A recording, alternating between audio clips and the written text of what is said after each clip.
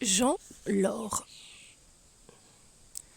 Dans les campagnes d'autrefois, où souvent régnait la misère et la famine, on rêvait de se remplir le ventre ou de s'acheter de beaux vêtements, de posséder des terres fertiles.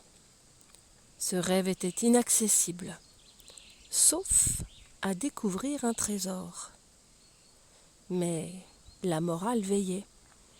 On devient rarement riche en restant en paix avec sa conscience. Et le prix à payer est lourd, très lourd. À Plougastel d'Aoulas, on raconte. Jean se trouvait bien pauvre. Il labourait du soir au matin, semait, sarclait, fauchait. Mais ce qu'il récoltait, après tant de travail, lui permettait tout juste de survivre. Jamais il n'arrivait à mettre un sou dans la cachette qu'il s'était aménagée sous la pierre de la cheminée. Il voyait que sa vie ne se passerait qu'à manger ce qu'il cultivait, et il rêvait d'autre chose. Dans le pays, on disait que la frontière avec le royaume du diable n'était pas bien loin. Passé cette frontière, il poussait dans la terre des choses merveilleuses. Mais bien sûr, il fallait se garder d'y toucher. « Ce sont des sottises », se disait Jean. « Un tel pays n'existe pas. » Et tout en se le répétant, il avait fort envie d'aller y voir. Juste voir, naturellement, sans y pénétrer. Un matin, il prit donc le chemin de l'inquiétant royaume. Il marcha longtemps, jusqu'à ce qu'il voie que le terrain changeait, s'assouplissait. Ainsi donc, voilà la frontière. Il s'arrêta au bord, en prenant soin, bien sûr, de demeurer du bon côté. Histoire quand même de se rendre compte, il s'agenouilla et creusa un peu le long de la ligne. Il ne réussit qu'à s'écorcher les mains et à sortir du sol les mêmes cailloux que dans son champ. Alors il creusa discrètement un peu plus loin, juste de l'autre côté de la ligne. La terre y était plus meuble. Un peu plus loin encore, ce n'était plus que du sable, où les doigts s'enfonçaient. Il sentit quelque chose de dur sous sa main et retira un petit caillou d'or. Tout autour, il en trouva d'autres, encore d'autres. Plus on avançait, plus les pierres d'or étaient grosses. « Je regarde seulement, » se disait Jean, « je ne prends rien. » Puis il sortit un galet si lisse et doux qu'il hésita à le remettre en terre. Ce galet était chaud à sa main. « Si je le glisse sous ma chemise, pensa-t-il, personne ne s'en apercevra. »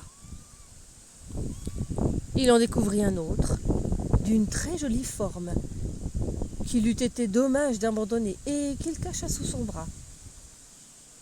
Regardant derrière lui, Jean vit qu'il s'était bien avancé dans le pays du diable et qu'il était grand temps de s'en retourner. Malheureusement, à cet instant, une main l'agrippa par l'épaule, enfonçant dans sa chair des ongles cruels, et il se sentit soulevé de terre. Satan en personne. Ainsi donc, on veut s'en retourner sans payer. Ne sais-tu point que ce que tu viens de faire s'appelle du vol ? Je vais tout rendre. Trop tard, ricana le diable, en entraînant Jean. Qu'allez-vous me faire ? Oh, juste t'ébouillanter pour te débarrasser de tes saletés, puis t'étuver un peu et ensuite te retire. Mes chevaux préfèrent la viande qui a été étuvée avant d'être rôtie. Oh, le menton de Jean se mit à trembler. Il ne voulait pas servir de nourriture aux chevaux. Il regrettait sa faute. Oh, comme il regrettait. Il voulait s'enfuir, mais la main qui le tenait semblait de pierre. Il fut jeté sur un cheval et avant de pouvoir faire le moindre projet pour s'échapper, il vit les portes de l'enfer qui s'ouvraient devant lui. Le diable le poussa violemment vers le feu. « Qu'on l'ébouillante !» Et 2 démons se précipitèrent pour le saisir. Jean bredouilla une prière, mais il était trop tard. Non, peut-être pas trop tard. Un petit diablotin arriva tout essoufflé. « Attendez, maître, nous avons un problème. Les chevaux viennent de manger le valet d'écurie et nous n'avons pas d'autre valet disponible. »« Ah !» grogna Satan en réfléchissant. Puis, désignant Jean du bout de son doigt crochu, il dit « Puisque celui-ci n'est pas encore bouilli, utilisons-le. Cela m'évitera de retourner en haut pour chercher quelqu'un d'autre. » Quand il comprit qu'il ne mourrait pas tout de suite, Jean reprit un peu d'espoir, bien que s'occuper des chevaux du diable ne semblât pas de tout repos. Il se demanda alors « Les chevaux du diable sont-ils si différents des autres ? Dans mon pays, je m'entendais bien avec les bêtes. » En songeant à sa maison, il sentit son cœur se serrer. Il se mit à regretter son champ où poussaient plus de cailloux que de grains, sa vache qui lui donnait si peu de lait et même ses maudits lapins qui broutaient ses choux. Et le renard qui lui volait ses poules. Et le coq qui chantait toujours trop tôt. Et aux écuries tonna une voix effrayante. Tout ira bien, se répéta Jean, tout ira bien.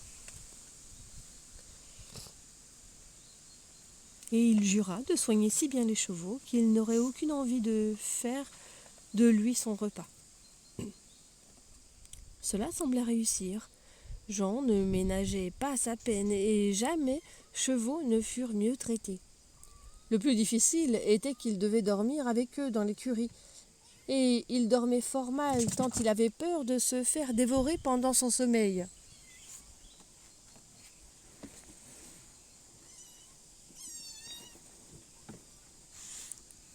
Une nuit, il s'éveilla en sursaut. Un souffle chaud venait de lui effleurer la joue. Il bondit sur ses pieds. « Calme-toi, dit le cheval. Je ne te veux pas de mal. Moi aussi, le diable m'a enlevé au pays des hommes. Rappelle-toi, c'est sur mon dos que tu es venu ici. » Jean ne s'en souvenait pas. Il avait à peine eu le temps de comprendre qu'il voyageait sur le dos d'un cheval. « Je regrette bien le pays des hommes, » continua le cheval, « où j'avais du foin tant et tant.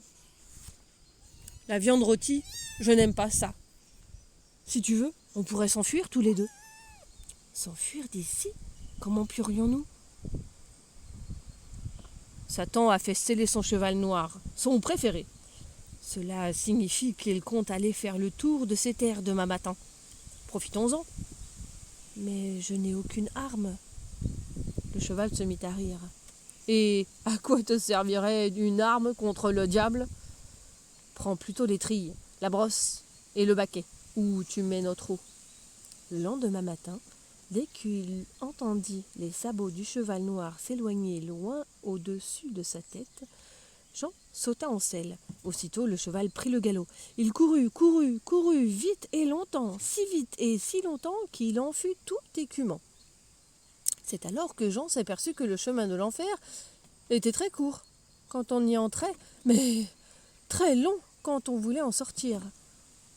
Pour le soir, il n'était pas encore arrivé à la frontière du royaume du diable.